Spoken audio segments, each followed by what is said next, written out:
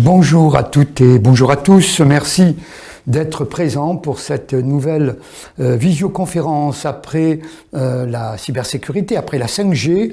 Nous clôturons cette année par cette visioconférence avec la mission Écoterre, la Banque des Territoires et pour la production technique, les émotionneurs. Aujourd'hui, le Big Data territorial, gouvernance des données. En effet, si plusieurs territoires ont d'ores et déjà su faire de la loi Le Maire d'octobre 2018, vous savez, cette loi pour une république numérique, une opportunité au service de l'action publique locale, d'autres restent encore extrêmement prudent ou en retrait de ce sujet aussi technique que politique. Méthodologie, phasage, bonne pratique, piège à éviter, stratégie, confiance, sécurité, confidentialité, formation. Autant d'interrogations autour du big data territorial, la gouvernance des données que nous allons évoquer avec nos invités présents sur ce plateau virtuel. Encore petite question avant de leur céder la parole. Si vous avez des questions publiques qui nous suivez aujourd'hui, et vraiment je vous remercie vivement d'être aussi fidèles aux visioconférences que nous proposons avec la Banque des Territoires et nos amis les émotionneurs. Si vous avez des questions, vous savez qu'elles sont les bienvenues. Donc merci à nos invités, ils sont experts, ils sont prestigieux, ils savent de quoi ils parlent aussi, et on va passer cette petite heure ensemble avec un immense plaisir. Tout d'abord, j'ai le grand plaisir justement d'accueillir David Robson. David, vous êtes Senior Advisor Transformation Data Management Investance Partners. C'est très anglais tout ça, hein, David. Ma première question, elle est extrêmement naïve, David, mais je sais pourquoi je la pose, parce qu'on est encore, et c'est pas une critique, et certains territoires sont encore très loin du big data territorial et de la gouvernance des données. Qu'est-ce qu'on entend par données, David? Oui, donc Alain, une donnée, c'est on va dire une brique élémentaire d'information. Bon, je vais prendre un exemple, le nom d'une personne, on a des informations sur une personne, donc son nom, c'est une brique d'information, ça va être une donnée. Et en combinant, je dirais, l'ensemble de ces briques, on va caractériser la personne. Une personne peut être caractérisée par plusieurs données, son nom, son âge, son adresse, l'adresse qui elle-même est composée de plusieurs données. Voilà, donc ça c'est comme ça que l'on peut au départ définir une donnée. Il faut aussi avoir à l'esprit qu'il y a différents types de données. On distingue des données dites structurées de données non structurées. Alors le nom, l'âge, c'est un chiffre, 18 ans, 30 ans, 45 ans, 50, c'est un chiffre. Le nom est composé de plusieurs lettres, et donc des chiffres et des lettres, ça va constituer, c'est la vision traditionnelle que l'on a des données. Et puis avec la multiplication et des développements technologiques, on traite de plus en plus en fait de données qui sont, je dirais, inclus, par exemple dans des images, dans du son. Et là, on va parler de données non structurées. Et c'est l'avènement de la donnée non structurée qui fait qu'aujourd'hui, on assiste à une véritable explosion du volume des données au niveau mondial, des données qui sont stockées dans les data centers ou qui circulent évidemment dans les systèmes d'information et sur le net. Pour vous donner juste un petit chiffre à titre introductif, le volume mondial des données va être multiplié par 50 entre 2020 et 2035. On a aujourd'hui 47 milliards de zétaoctets. Alors, qu'est-ce que c'est qu'un zétaoctet? C'est un milliard de téraoctets. Et le téraoctet, ça vous parlera, puisque quand vous allez à la FNAC, vous pouvez acheter un petit boîtier qui est, par exemple, un disque dur pour sauvegarder vos données. Ces boîtiers démarrent à 2 téra. Voilà, donc on a aujourd'hui 47 milliards de téraoctets. Donc, si on divise par le nombre d'habitants, ça veut dire que chaque habitant a au moins 2 ou 3 petits boîtiers. Bon, et nous aurons en 2035 2100 milliards de zétaoctets. C'est-à-dire qu'au lieu d'avoir 2 ou 3 petits boîtiers, chaque habitant de la Terre en aura une vingtaine. Voilà, donc la donnée, et c'est du fait qu'on a toutes ces données non structurées qui arrivent, le son, les images, une empreinte digitale, hein, c'est une donnée non structurée, et du fait de l'avènement de ces données non structurées, le volume va exploser, et les spécialistes nous disent que 80% des volumes seront de la donnée non structurée. Merci David, des chiffres extrêmement parlants et intéressants. La donnée, et donc maintenant, j'ai le plaisir d'accueillir Chloé Freelander, qui est chargée de mission Smart City, pôle écosystème et développement, département de la transformation numérique et de la stratégie digitale de la Banque des Territoires. Chloé, merci d'être présente aujourd'hui parmi nous. Je le disais, la Banque des Territoires édite ou publie un guide. On aura l'occasion, bien évidemment, d'en parler. Chloé, qu'est-ce qu'on entend, alors vous, qu'est-ce qu'on entend par gouvernance de la donnée? Ce que nous, on entend par gouvernance de la donnée, mais la définition a tendance à être répandue maintenant, c'est la mise en place à la fois d'une stratégie, d'une organisation et d'outils qui vont permettre la maîtrise des données de la collectivité et par la collectivité. On sait aujourd'hui que c'est un enjeu capital d'avoir la maîtrise de ces données et des outils qui permettent de les gérer. Et c'est pour ça qu'on a souhaité publier ce guide et travailler sur ce sujet de la gouvernance de la donnée des territoires. Alors Chloé, donc on le disait, un guide composé de 5 parties pour comprendre l'importance du passage à l'action et savoir comment le faire. Ce guide a pour vocation d'accompagner les collectivités. Chloé, est-ce qu'il était urgent d'accompagner les collectivités? Oui, pour nous, comme je le disais, ce sujet de la gouvernance de la donnée, il est urgent, il est capital parce que maîtriser ces données, c'est maîtriser la connaissance qu'on a de son territoire et maîtriser la capacité à agir dessus. Et aujourd'hui, le constat, c'est quand même que ces données, elles sont pas encore forcément bien identifiées par les collectivités. Donc ça va quand même dépendre de la taille et du type de collectivité dont on parle. Mais le constat global, il est quand même là, c'est une difficulté à savoir ce qu'on a dans nos systèmes d'information et puis aussi à savoir ce qu'ont nos partenaires, par exemple le délégataire de services publics ou bien même d'autres entreprises du territoire. Et donc, pour nous, il y a vraiment des choix politiques et des engagements politiques à prendre de la part de chaque collectivité et à toute échelle pour mettre en place cette gouvernance et créer cette maîtrise de la donnée de la collectivité et du territoire. C'est pour ça que donc dans ce guide, en fait, on est allé voir une vingtaine de collectivités qui ont mis en place des initiatives data et on a cherché à voir quels étaient les points communs et puis les différences entre chacune de ces collectivités et dans les démarches qu'elles avaient pu mettre en place. Et on a vu qu'il y avait en fait 6 thématiques qui ressortaient.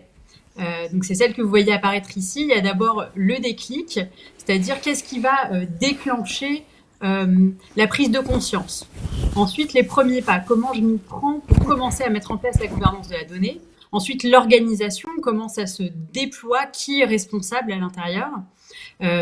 Les outils, c'est quels outils je choisis, lesquels me permettent techniquement de répondre à mes besoins et puis dans l'usage aussi. Les partenaires, c'est ce dont je parlais, c'est les délégataires de services publics, mais aussi les entreprises avec lesquelles je travaille qui vont me fournir un certain nombre de services. Et puis enfin, les citoyens. Comment je les implique? Eux qui ont... on voit les débats publics aujourd'hui autour de l'application de Stop Covid et des craintes vis-à-vis des données personnelles. Voilà, quand je mets en place un projet sur la donnée, comment je les embarque? Comment j'en discute avec? Et donc... nous, il nous semblait que c'était intéressant de vous restituer en tout cas quelques enseignements de toute la démarche qu'on a menée avec les collectivités qu'on a interrogées. Dans le déclic, on voit qu'il y a 4 grands facteurs. Un, ça peut être l'open data, commencer à me mettre en conformité avec mes obligations de publier mes données en open data. Eh bien ça peut me permettre de déjà découvrir les différents enjeux qu'il peut y avoir autour de la donnée. Les enjeux de qualité, les enjeux de format, les enjeux de cas d'usage aussi, comment je commence. Un deuxième facteur, c'est Le RGPD, de la même manière, quand je me mets en conformité avec le RGPD, ça va m'aider à aborder les premiers sujets de gouvernance, savoir où sont les données personnelles, avoir créé un registre de traitement, déléguer la responsabilité de la protection des données personnelles à un responsable.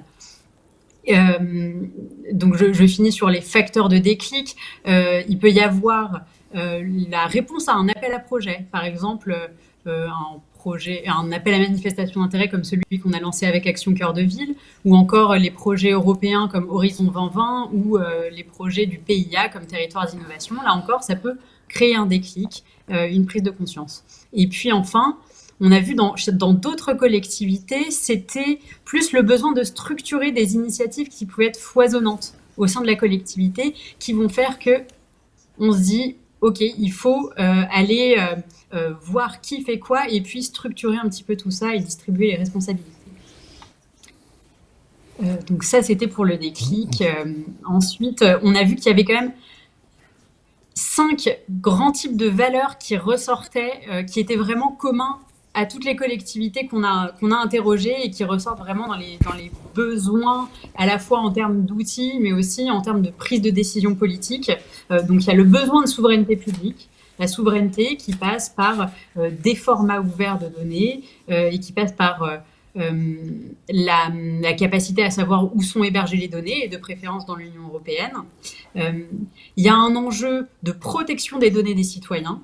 Il y a un enjeu de transparence, que ce soit par l'open data ou par la transparence des démarches ou encore par l'open source.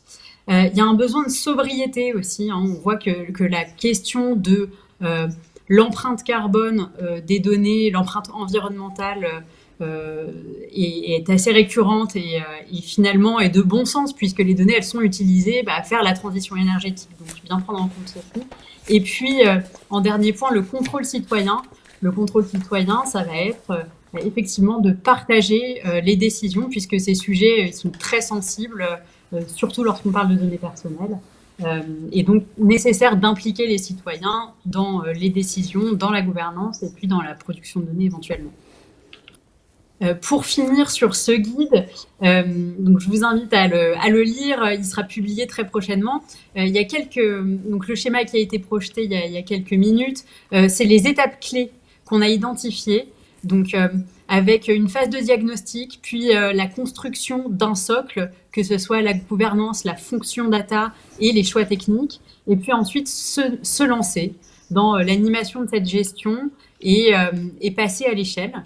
Et enfin, formaliser et diffuser sa stratégie et au sein de sa collectivité et auprès de ses partenaires. Et à la toute fin de ce guide, vous trouverez des idées de premières actions que vous pouvez mettre en place et avec lesquelles on a souhaité vous outiller. Donc c'est au travers du guide, évidemment vous trouverez des références à tous les enjeux à prendre en compte, auxquels il faut penser. Vous trouverez également un closier type que vous pouvez intégrer dans vos documents de marché, qui permet de penser à toutes les clauses qu'il faut avoir pour être sûr de pouvoir accéder aux données de votre délégataire et qu'elles soient dans le bon format et qu'elles ne vous soient pas facturées.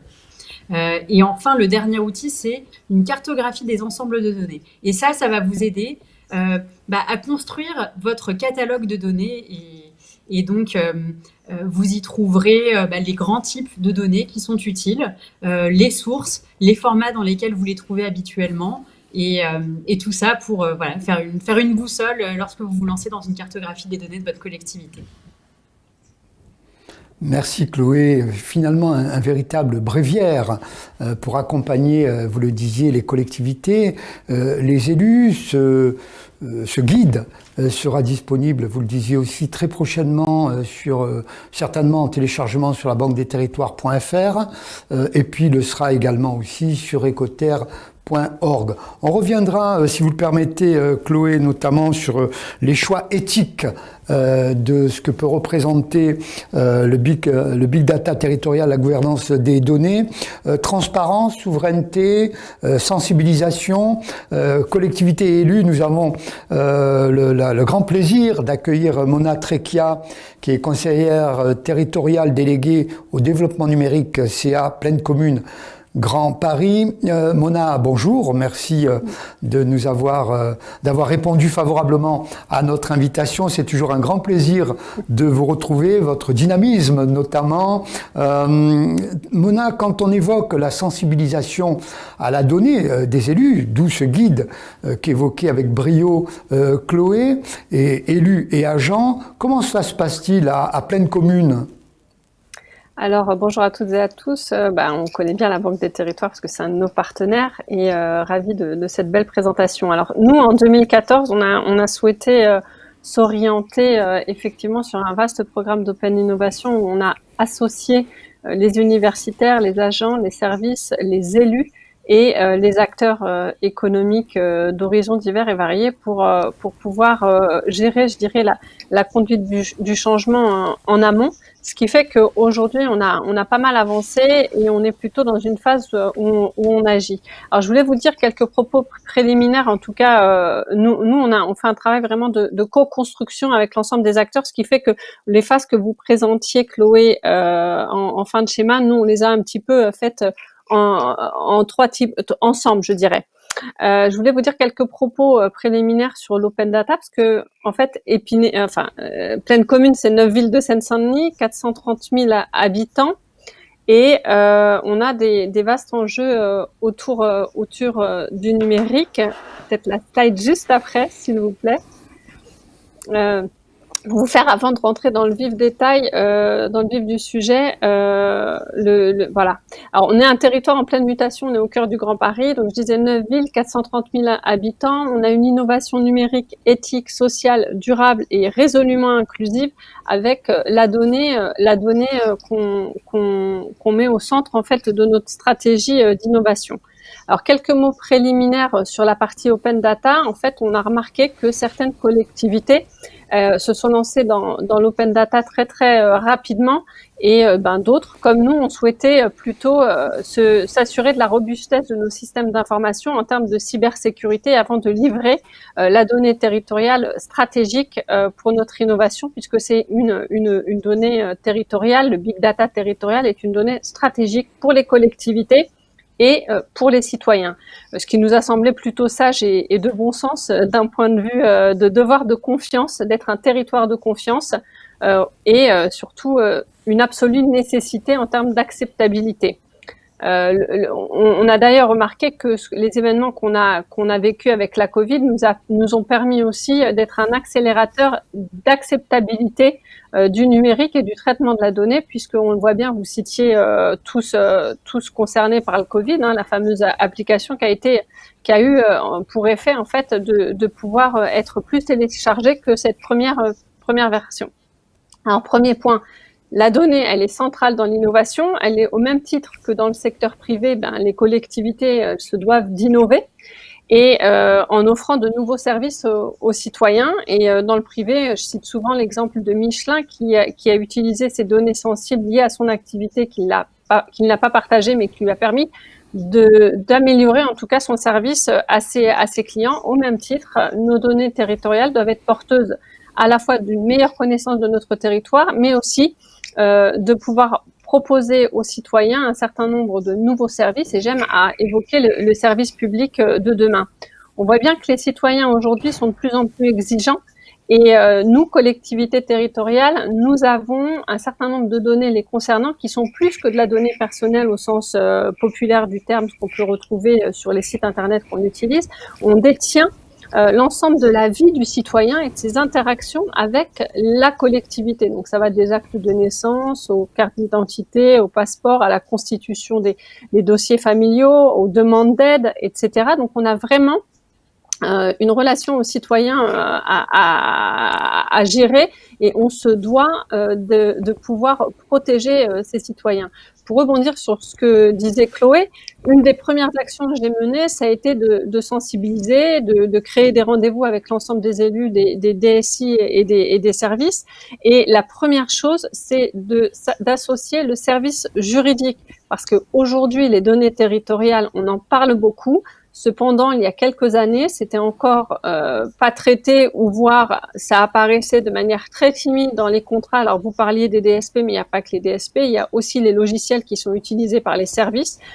C'est se réapproprier toutes ces données-là en faisant un audit, un diagnostic et en faisant bien entendu signer des avenants au cas échéant. Donc on est vraiment garant du respect des données, de leurs usages et dans tout le cycle de vie de la donnée, c'est-à-dire que ce soit la donnée à son origine, la donnée dans ses traitements et la donnée traitée, c'est-à-dire qu'il faut vraiment que la collectivité territoriale soit propriétaire et s'assure à la fois de l'accès à ces données, mais aussi le garant de l'usage des données. Donc c'est vraiment un point qui est très important et avec c'est pas le sujet, mais la cybersécurité, en tout cas dans les collectivités, elles doivent être en amont de tout projet lié à la donnée parce que elle est aussi la garante du respect, de la confidentialité, de la protection des données qui sont, je dirais, plus que personnelles, que ce soit une donnée brute, mais aussi des données retravaillées. Donc nous on a souhaité effectivement on a trois grands enjeux avec la donnée territoriale. Vous évoquiez la transition écologique. Effectivement, c'est un des sujets qui a été abordé avec les citoyens, pareil, en amont. La transition énergétique, préparer le service public de demain. Alors, transition énergétique et transition écologique, ça gère aussi les mobilités. On est un territoire qui va accueillir, qui va être une terre d'accueil des JO 2024 avec plus de 15 millions de spectateurs, mais aussi 13,5 millions 15 millions de spectateurs pour la flamme, 13,5 millions de spectateurs. On va avoir effectivement toutes ces mobilités à gérer avec l'impact écologique que ça peut avoir. Et donc, effectivement, on est sur des plateformes de données territoriales, propriété et gouvernance gérée par la collectivité. J'aime à citer et je suis élue aussi à Épinay-sur-Seine en charge du développement numérique et de la Smart City. Bien que nous ayons une vision de la Smart City qui soit beaucoup centrée sur l'humain et une innovation utile pour tous et par tous sur nos villes, l'idée, ça a été de se dire, on s'est posé très rapidement la question de la gouvernance avec la création d'un comité d'éthique et de gouvernance qui est piloté aussi et présidé en tout cas par le politique, car le politique a son devoir de tiers de confiance autour de toutes les problématiques de big data. Vous évoquiez, cher David, l'augmentation des volumes de données. Effectivement, je dis, on a appris aussi avec la Covid, la résilience, et la donnée est au cœur de cette résilience. Elle nous permet aussi d'anticiper, je dirais, les événements, pas que climatiques, pas tels que à l'origine même du terme résilience, mais plutôt de tous les événements qu'on n'arrive pas à prédire, je dirais, parce que personne n'aurait pu prédire effectivement ce qu'on allait vivre aujourd'hui. Mais tous ces volumes-là, je dirais, on a intérêt en tout cas à être très résilient, à anticiper tout ce qui est autour de la sécurité et des usages, et surtout aborder la révolution quantique qui va être une très grande richesse en tout cas pour préparer le service public de demain. Et je terminerai mon propos par ce fameux service public de demain. Il faut savoir que je regardais ce matin les statistiques d'équipement des smartphones sur la France, et on s'aperçoit que effectivement en quelques années on est passé alors si je reprends les chiffres, on est passé à 77% quasi d'équipements de smartphones. On en est à 99% en 2019. Ça veut dire que tous les usages autour de l'IoT, on va avoir une production de données qui va être exponentielle. Et c'est aussi une richesse dont les collectivités doivent s'emparer dans leurs interactions pour produire les nouveaux services publics de demain avec les acteurs économiques, avec les citoyens et avec nos universitaires. Donc on a de véritables enjeux à venir, et je dirais que l'histoire de la révolution quantique ne fait que commencer. Soyons des innovateurs, c'est ça, Mona? Soyons des innovateurs. Oui, On reviendra tout à là-dessus. fait. On reviendra Non, tout à fait. là-dessus. Alors, j'ai une question, mais avant de céder la parole à Marco Landi, on me demande si ce guide est téléchargeable. Donc non, il sera téléchargeable, et là je parle sous l'autorité de Chloé. Dans quelques jours, ça ne saurait tarder, c'est ça, Chloé? Non, effectivement, on est sur Voilà. les derniers détails de mise en page, et donc il sera de toute façon publié en décembre. Voilà, donc sur banquedesterritoires.fr et évidemment sur ecoterre.org. Ensuite, bon, une autre question, mais peut-être ce sera pour Mona tout à l'heure. Comment les collectivités, pour Mona et pour Chloé, comment les collectivités se font-elles aider? Déjà, il y a ce guide, ok, et peut-être qu'on pourra par Mona ou par Chloé rentrer plus en détail dans cette question. Sans plus tarder, il est là, il nous attend sagement, tout comme Philippe Boucher, qui est également parmi nous, et j'en suis extrêmement honoré. Marco Landi, vous êtes président. D'abord, merci d'avoir répondu à notre invitation. C'est un immense honneur pour nous de vous recevoir pour cette première autour de la gouvernance des données. Marco, vous êtes président de l'Institut Europia et président Smart Deal du département 06. Vous êtes un passionné de technologie, d'innovation, ancien président de Texas Instruments et d'Apple. Et j'entends beaucoup parler de plus en plus de cette maison de l'intelligence artificielle basée dans les Alpes-Maritimes. Donc, si vous pourriez nous en dire quelques mots avant de parler des données de l'intelligence artificielle, ce serait très gentil de votre part. Un grand merci d'être avec vous. Et je voudrais, en ayant écouté Chloé qui parlait un peu des parties théoriques, comme aider les différentes communautés territoriales à se mettre dans la transition numérique, je voudrais vous parler de quelque chose que nous, on a déjà commencé, que des actions que nous, on a déjà amenées pour améliorer la communication entre les départements et les citoyens. Il y a 2 ans, le président Ginesi, président du département des Alpes-Maritimes, m'a demandé de l'aider à faire dans le plus vite possible, dans la meilleure manière possible, la transition numérique. On a créé ce qu'on appelle le Smart Deal. Vous l'avez cité, je suis le président de cette activité qui s'appelle le Smart Deal pour le département 06. On a 4 différentes activités. La première, Smart Département. Là, on a une stratégie de passer d'une bureaucratie à une datacratie pour arriver à une démocratie du service. Dématérialiser le plus possible tout ce qui est l'activité des données. Et là, il faut mettre un mot que je n'ai pas encore entendu, l'utilisation de l'intelligence artificielle. Parce que pour transformer en utilisation la grande quantité de données qui sont disponibles, il faut l'intelligence artificielle.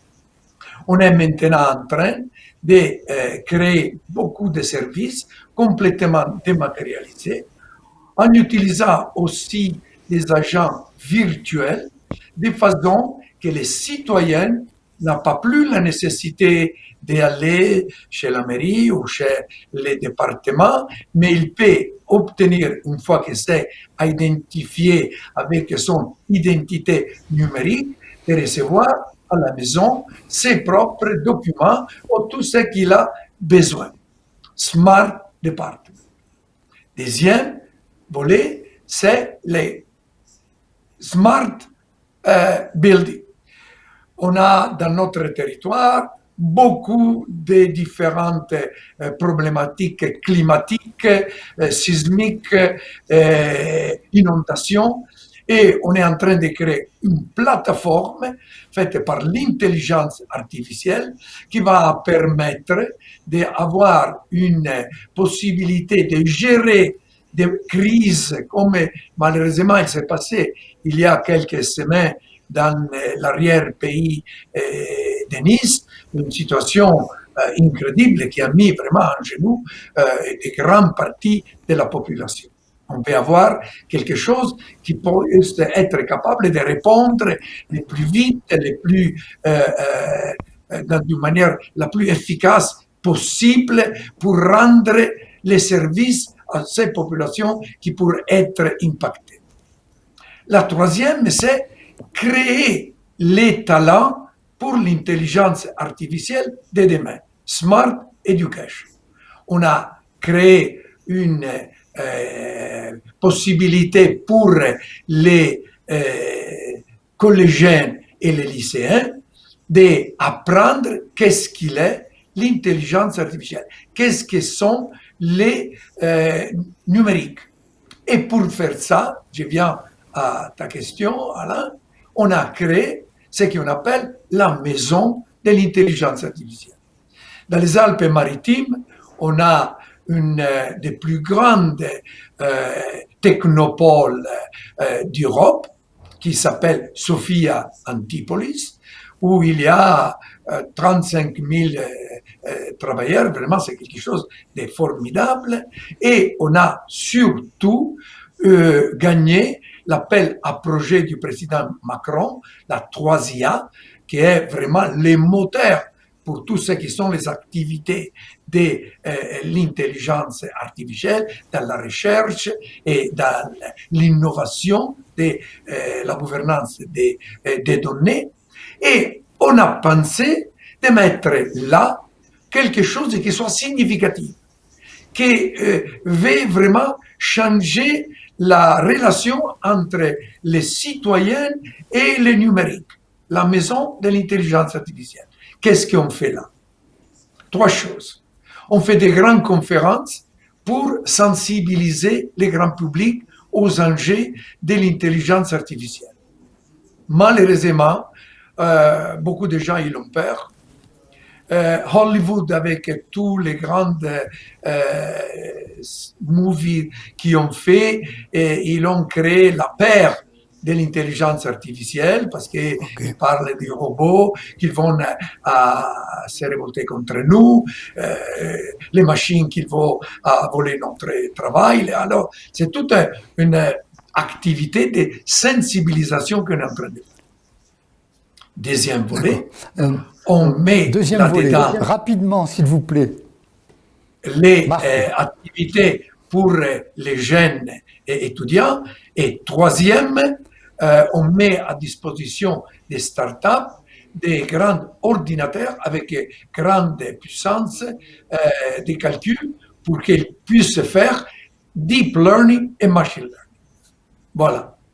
Merci Marco. On va revenir bien évidemment sur l'importance de l'intelligence artificielle dans l'utilisation des données et là j'aimerais avoir une réponse précise.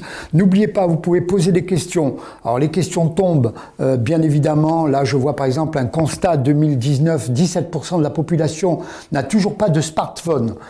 Et cette question qui revient de manière régulière, comment les collectivités se font-elles aider ? Mais avant de pouvoir répondre, en tout cas à cette question, et de redonner la parole à nos invités, Philippe Boucher, vous êtes directeur collectivité territoriale chez Atos, on ne présente plus Atos bien évidemment. Philippe, merci infiniment d'avoir répondu également à notre invitation.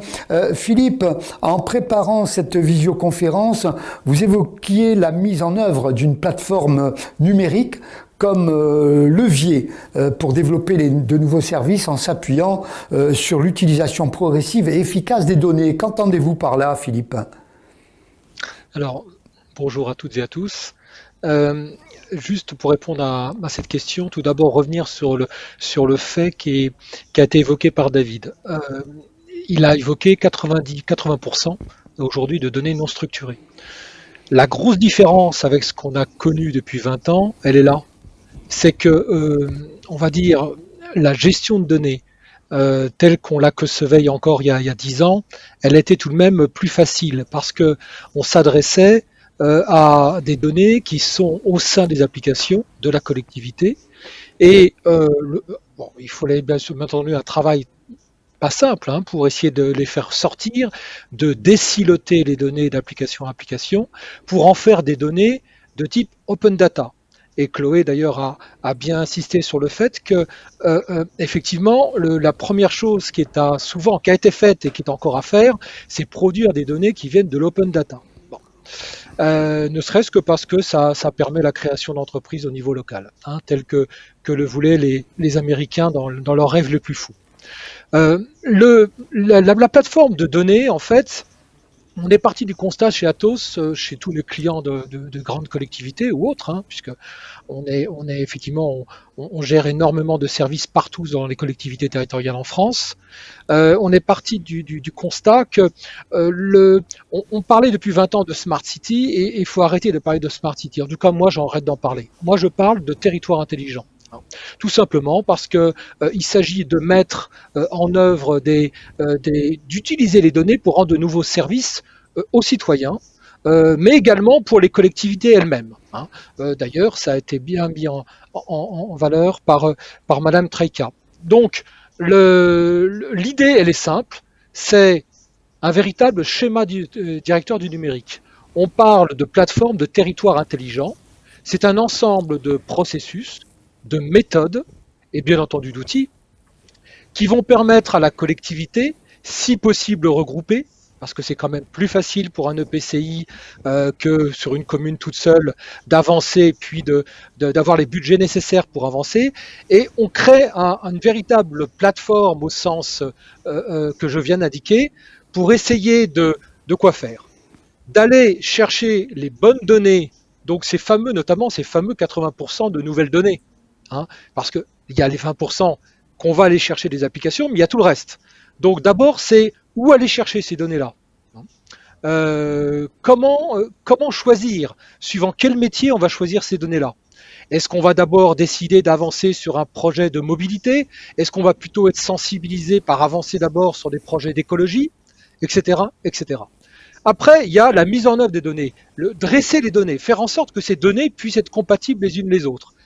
Après, il y a la démarche qui a été soulevée par Marc, qui est en fait, la plupart du temps, utiliser les capacités de l'intelligence artificielle pour produire à partir des données une véritable information qu'on va après délivrer sous une forme, alors soit de tableau de bord, d'accord, souvent pour l'interne, pour le directeur général des services, pour bien entendu les élus, soit des applications à la destination des partenaires ou des citoyens. Donc, la plateforme numérique de territoire intelligent, en fait, c'est un vrai schéma directeur de territoire intelligent.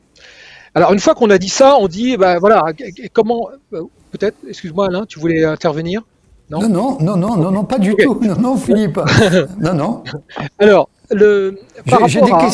j'ai des questions qui tombent, c'est pour ça. Je lis les questions, il y a des choses très intéressantes qu'on évoquera. Continuez Philippe, allez-y, je vous en prie.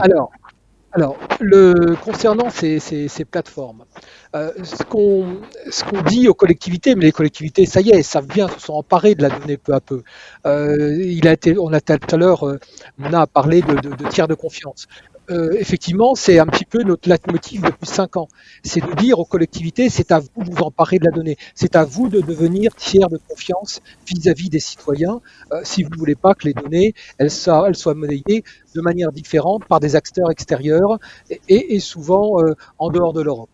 Donc, c'est à vous de le faire. Donc, après, ces plateformes de territoire intelligent, cette stratégie de schéma directeur, hein, qui est vraiment au cœur de la gouvernance de la donnée, comment on la met en œuvre? Nous, ce qu'on préconise, c'est d'y aller doucement, c'est-à-dire prévoir un socle sur lequel le mot socle a été prononcé tout à l'heure par Chloé, un socle sur lequel on va commencer à travailler sur un métier donné. Je cite un exemple. Il se trouve que nous, Atos, on est très très fans de l'utilisation de l'imagerie spatiale pour les besoins des collectivités. Donc on travaille avec des organismes européens pour la bonne utilisation des images satellites à des fins d'écologie, à des fins de gestion de réserves foncières, etc., etc. Eh bien, peut-être une collectivité va décider, OK, moi j'ai besoin par exemple d'avoir une meilleure visibilité sur la gestion de ma réserve foncière. Hein. Mon PLUI, je voudrais essayer d'en mettre un en œuvre. Ça, c'est un acte très fort de gestion de données. Parce qu'aujourd'hui, c'est pas le cas. Aujourd'hui, ce sont souvent des documents, et je pense que Mme Trécan me contredira pas, dans certains cas de figure, ça reste encore, c'est même pas du numérique encore. Hein. Voilà. Or, ça serait, pour moi, ça serait un des cœurs, pour en discuter avec pas mal d'amis élus, c'est le cœur de ce qu'on pourrait faire comme démarche de territoire intelligent. C'est-à-dire, gérer à la fois, prendre les données qui aujourd'hui sont dans ce qu'on appelle des systèmes géographiques, hein, qui sont des logiciels qui permettent de traduire sur un écran l'ensemble des données foncières de l'intercommunalité. On pourrait mêler ça avec un tas d'informations qui existent venant des images satellites et qui coûtent pas cher et qui permettraient de remplacer en une année des coûts prohibitifs souvent de gestion de bureaux d'études techniques. Hein, puisqu'à un moment donné, il faut savoir à quel niveau de réserve foncière on se trouve dans l'intercommunalité. On pourrait mêler ça avec un tas d'informations dans ces fameux 80% qui viennent d'autres, qui viennent d'ailleurs, qui viennent du monde du transport, qui viennent du monde du trafic. Voilà, donc on pourrait lier, je pourrais citer un tas d'exemples qui vont là. Et on pourrait bien entendu, c'est l'occasion de lier ça avec toutes les informations d'ores et déjà que les collectivités, avec beaucoup de mal, parce que c'est compliqué, ont réussi à obtenir de l'open data. Voilà. Donc ça, c'est un cas très précis. Et dans ce cas-là, si on décidait de partir, une collectivité qui décidait de partir sur la mise en œuvre d'un PLU numérique, hein, ça permet donc de prendre des décisions beaucoup plus vite à l'échelle du territoire, eh bien, nous, ce qu'on pourrait leur dire, c'est vous avez choisi votre sujet métier, derrière, eh bien, réfléchissons ensemble, si vous le souhaitez, ou faites-le en tout cas de votre côté, sur les différentes strates à mettre en œuvre d'une plateforme pour que les données restent, on va dire, véritablement propriété de la collectivité pour ses citoyens. C'est réfléchir où on met la plateforme, parce qu'il faut une plateforme, hein, en termes numériques, il faut bien mettre une plateforme. Donc, est-ce qu'elle est dans la collectivité? Est-ce qu'elle est, pourquoi pas, dans le cloud? Mais dans ces cas-là, bien entendu, on préconise un cloud européen. Ça peut être bien entendu dans nos propres data centers en France ou en Europe. Après, c'est quels sont les outils pour essayer de faire en sorte de ramener, de faire en sorte que toutes les données puissent être intelligibles ensemble. Alors là encore, et ça c'est l'ADN du groupe, nous nous appuyons sur ce qui se fait en Europe, et notamment il y a une démarche open source autour d'un mot, alors bon, retenez-le, c'est le seul mot américain que je dirais ici, ça s'appelle Feeware. C'est un projet européen qui permet de la gestion transverse de données, de mettre au bon format toutes les données avant de les traiter. Beaucoup de villes européennes sont parties là-dessus. On est très en retard en France. Nice Métropole a foncé là-dessus. J'en profite pour le dire. Bordeaux, ça y est parti. Mais voilà. Donc, l'idée de ce schéma directeur de territoire intelligent, pour moi, c'est véritablement la façon dont on pourrait permettre plus facilement en tout cas, d'assurer une vraie bonne gestion de la donnée pour une collectivité. Voilà. Merci Philippe. Merci Philippe, toujours aussi et autant passionné, Philippe Boucher. J'ai une question peut-être pour Marco. Voilà, on nous dit, c'est pas une question Marco, c'est une réflexion. Et après on cédera la parole à David, toujours dans ces histoires de questions. Avant de passer à l'intelligence artificielle, me dit-on, il faut changer les mentalités et faire comprendre l'importance de la gouvernance des données. Ce n'est pas simple, c'est-à-dire que il y a plutôt des outils pédagogiques à mettre en place sur la gouvernance des données avant peut-être de tenter d'évangéliser entre guillemets nos publics à l'intelligence artificielle. Vous êtes d'accord, Marco Landi? C'est exactement ce qu'on fait. Tu as aussi cité que je suis président d'Europia. Europia est un institut qui a exactement cette mission, sensibiliser le grand public aux enjeux de l'intelligence artificielle. Parce que, D'accord.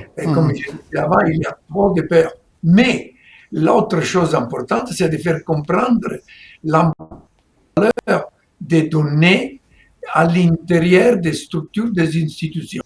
Parce que je ne pense pas que tout ça n'est pas encore bien compris. Ouais. Et ensuite, une question là, big data et collectivité moyenne et rurale, avec un point d'interrogation. Apparemment, là aussi, on est dans les déserts numériques que nous pouvons constater en France. Big data et collectivité moyenne et rurale, point d'interrogation.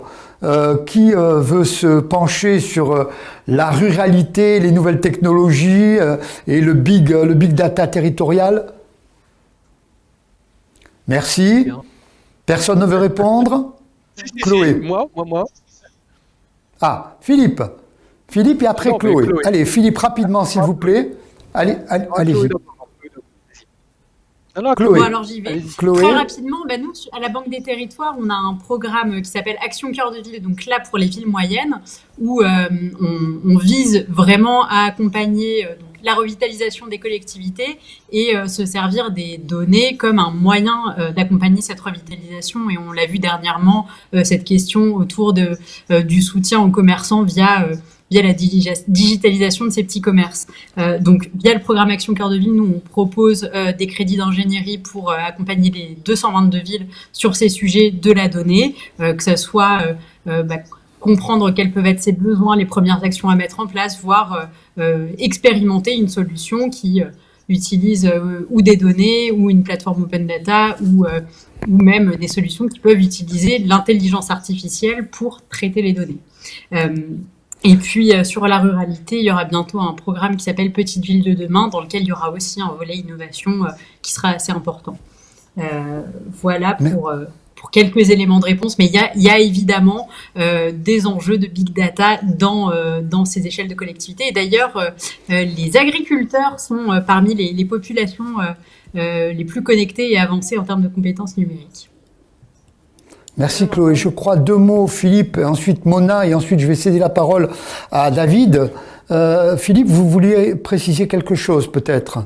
Juste préciser simplement que justement le territoire intelligent s'adresse avant tout à toutes nos communes réparties en France, hein, notamment les communes rurales. Le but est bien de fournir de nouveaux services pour l'ensemble de ces populations, l'ensemble de ces communes, d'où l'idée qu'il faut que ça soit, je dirais, concentré à un niveau qui est à définir au cas par cas. Pour moi, ça peut être l'extension d'un département, ça peut être la métropole la plus proche, ça peut être la région dans certains cas de figure. Et l'autre information, c'est qu'il n'y a pas besoin forcément de haut débit. Il n'y a pas besoin forcément de haut débit pour faire beaucoup de choses. Sur un Merci Philippe. Merci Philippe. Oui, Mona. Oui, je voulais juste Rapidement, réagir s'il vous plaît. à Marco Landi sur l'IA. Je pense qu'il y a encore un grand chemin à mener pour savoir déjà se mettre d'accord tous ensemble sur une définition commune de l'IA. Qu'est-ce qu'on y met derrière? Parce que ça reste quand même, pour des avertis, entre guillemets, comme nous, ça nous parle, mais pour le commun des citoyens, c'est plutôt un frein et il y a un vrai travail de fond à mener là-dessus. Et je crois que le législateur aussi a beaucoup de travail à faire autour de la donnée. Et surtout, je pense que en fait, moi je vois sur Épinay-sur-Seine, on s'est doté de choses que vous avez évoquées, que ce soit Atos, que ce soit Marco sur les schémas directeurs, etc. Et je pense que la maîtrise de notre destin numérique, je dirais au niveau local, territorial, régional, départemental, national, même européen, passera inévitablement par la gouvernance de la donnée, où on l'héberge ne sera que, à mon avis, est important, mais c'est pas le fond du sujet.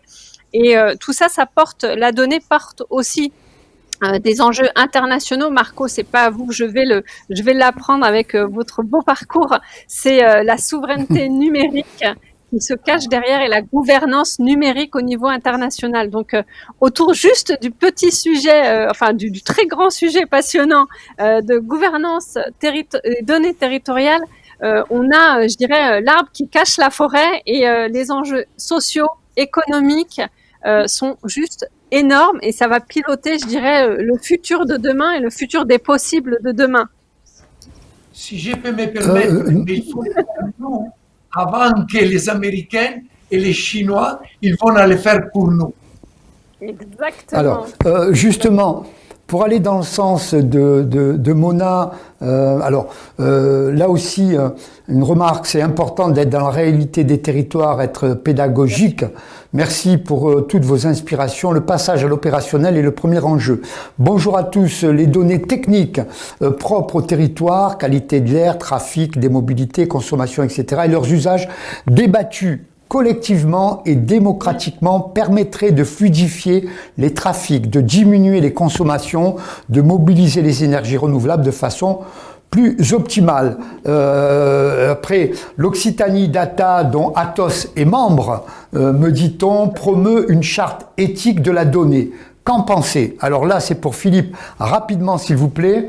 Je répète, Occitanie Data, dont Atos est membre, promeut une charte éthique de la donnée. Qu'en pensez-vous?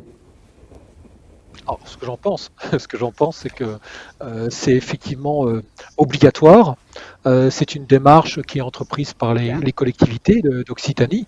Nous, on ne fait qu'aider, que donner notre conseil sur éventuellement, à notre avis, hein, mais c'est pas nous qui pilotons cette partie-là. Hein. Mais elle est fondamentale.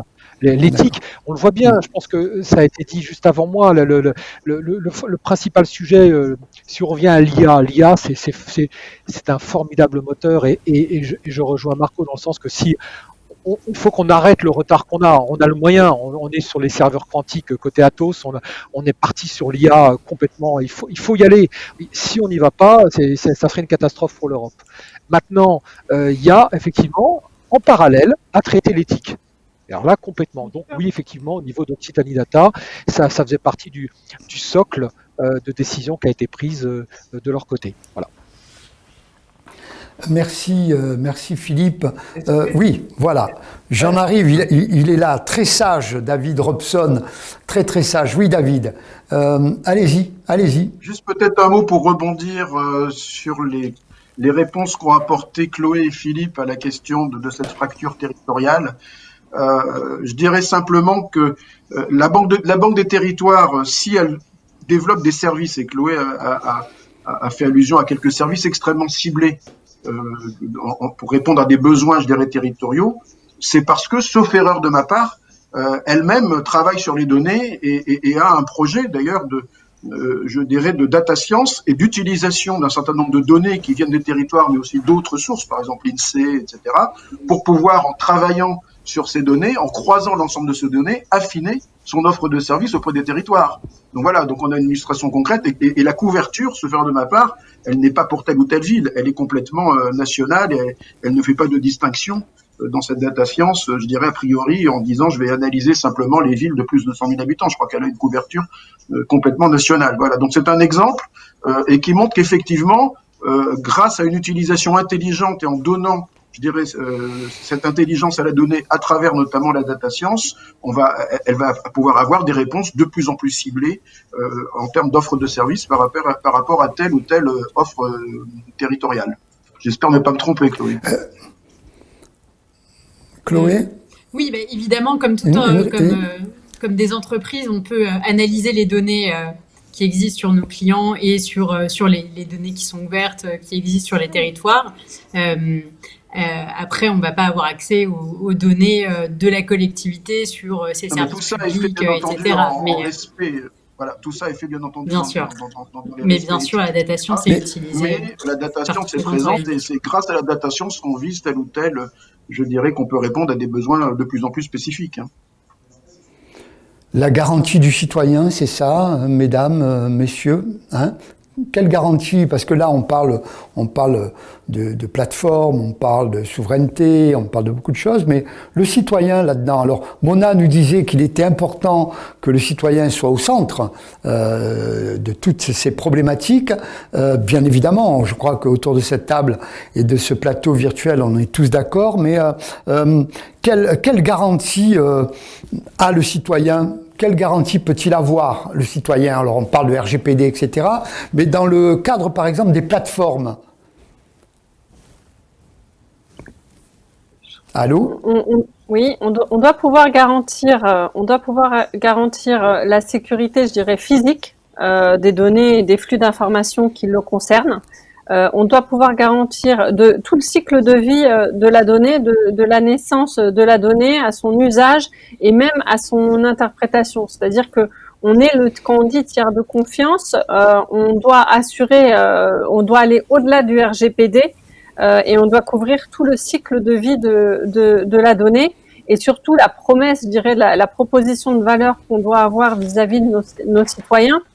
C'est que le numérique est au service du citoyen, il est là pour aider le citoyen, être facilitateur du citoyen. Moi, je vois qu'il y a des plateformes, je cite souvent l'exemple de Pittsburgh que je connais un peu parce que je les ai rencontrés.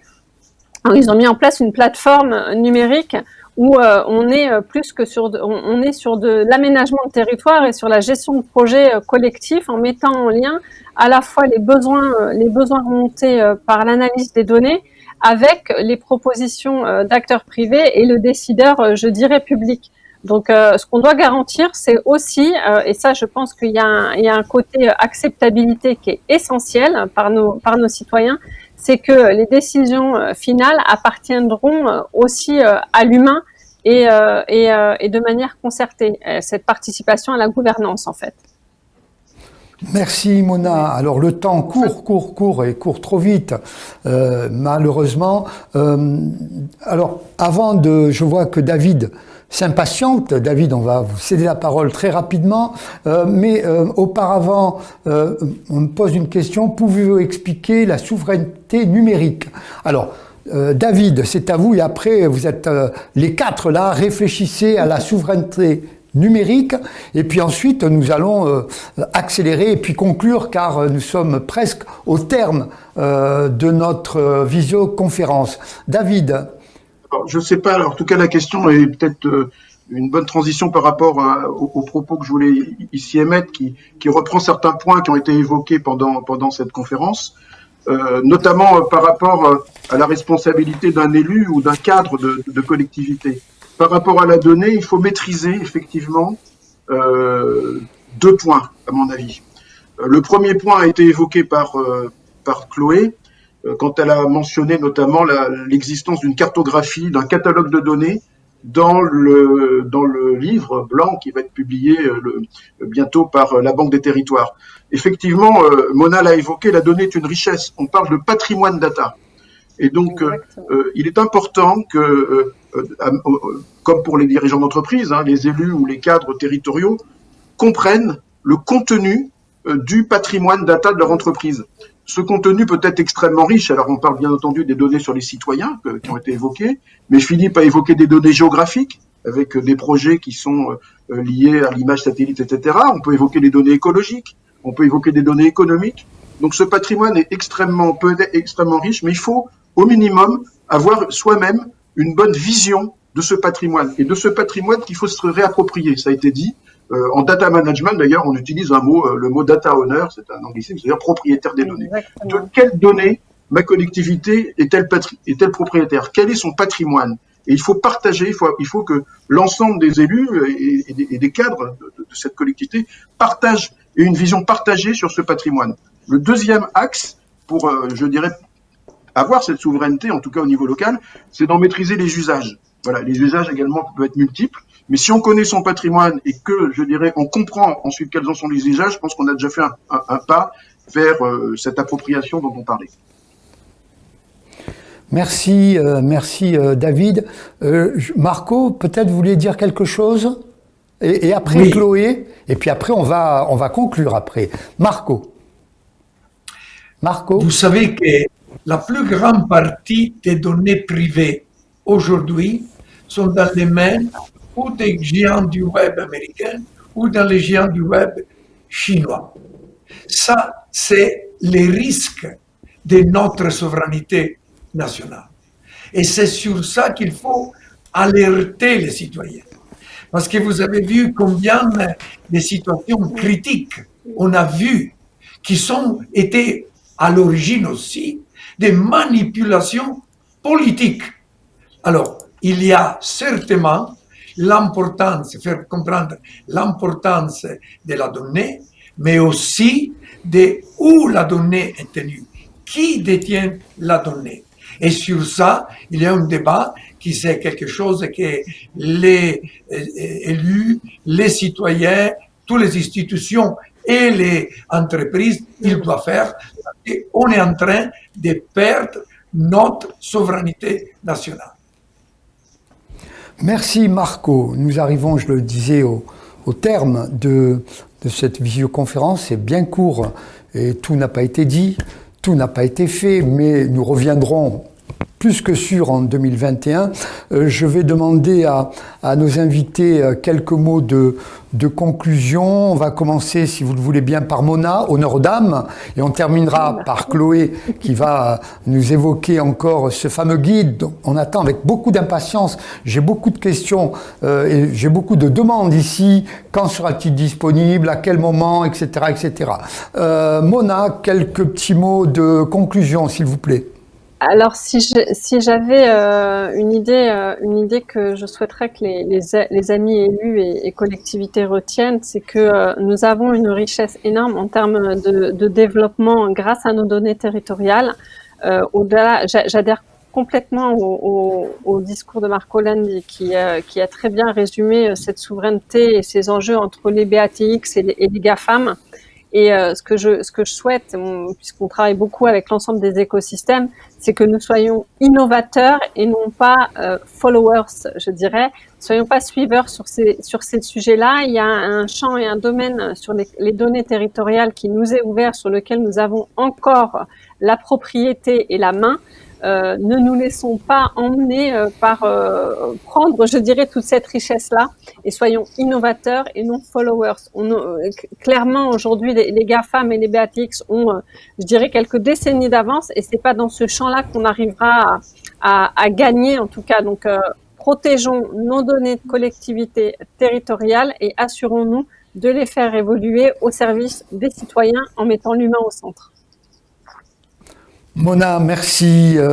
David, quelques mots rapides, s'il vous plaît, de conclusion. Je rejoins complètement Mona sur cette notion de richesse qui est entre les mains de nos territoires. Je rajouterai peut-être un petit point, c'est que je pense que en France et en Europe plus largement, on a une certaine avance ou un certain développement sur la réflexion éthique par rapport à la donnée. Bon, le RGPD, évidemment, en est la preuve. Il n'y a pas que d'ailleurs l'Europe, hein. Il y a des pays comme Singapour également, par exemple, qui réfléchissent. Mais en tout cas, mondialement, on a une certaine avance sur ce sujet-là. Je pense que c'est aussi intéressant et peut-être un avantage pour nos collectivités en France et peut-être plus largement en Europe. David, merci. Marco Landi, quelques petits mots Très vite, de conclusion. Très vite. On a perdu Allez-y. la bataille des données pour les plateformes commerciales. C'est impossible de regagner le temps perdu. Mais on a des activités, les données des territoires et les données des entreprises.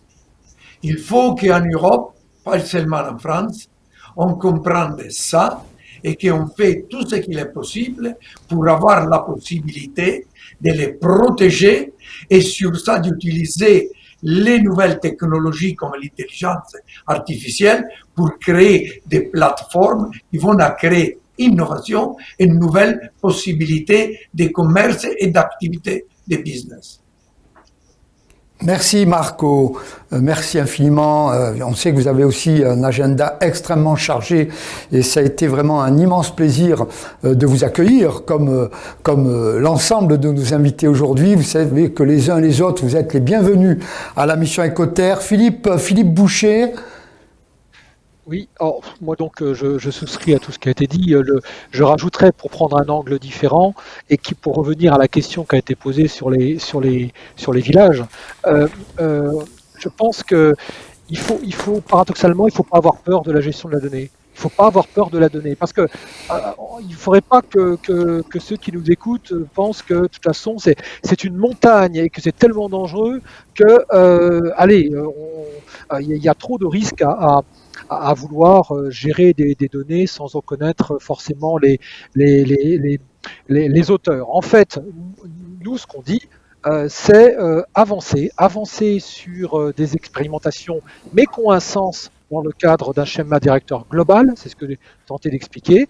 Avancer parce qu'il y a énormément de données qui sont utilisées, qui sont utilisables venant des objets connectés notamment, donc en dehors ou liées bien sûr aux applications, mais en dehors des applications, ces fameuses données en fait qu'on appelle exogènes. Il y a beaucoup de choses à faire, il faut pas avoir peur d'y aller, il faut commencer par un cas concret, voilà, et puis bien entendu, on est capable de vous aider, voilà. Merci Philippe. Chloé, donc je répète, la Banque des Territoires, c'était le but aussi de cette visioconférence avec un guide qui va arriver très très rapidement, qui sera téléchargeable sur banquedesterritoires.fr. Chloé? Oui, j'ai beaucoup apprécié la conclusion de Philippe. Et effectivement, le but de ce guide, c'est de dire, voilà, à l'échelle locale, vous pouvez vous lancer. C'est pas forcément tout de suite l'enjeu de retrouver une souveraineté par rapport aux plateformes, mais déjà, il y a les enjeux de souveraineté locale, ça va être de mettre les clauses qu'il faut dans vos marchés pour être sûr d'avoir la propriété sur les données. Et puis, vis-à-vis du citoyen, j'avais envie de rebondir pour dire que voilà, il y a aussi des choix politiques qui peuvent être faits. Dans le projet que devait monter Google au Canada, qui a pris fin, il y avait par exemple l'idée de signaler les capteurs présents dans l'espace public pour que les citoyens soient informés et qu'ils comprennent à quoi ils servent. Et donc voilà, il y a encore plein de choses à faire, plein de choses à imaginer sur aussi le dialogue avec les citoyens, qu'est-ce qu'on autorise, qu'est-ce qu'on ne souhaite pas faire, et un vrai débat autour de ça. Donc voilà, encore de belles perspectives pour tous les élus qui nous écoutent, et c'est vraiment un sujet passionnant à poursuivre. Et juste un mot, la Banque des Territoires a publié aussi un guide sur l'intelligence artificielle, donc qui pourrait aussi prolonger les réflexions sur le sujet.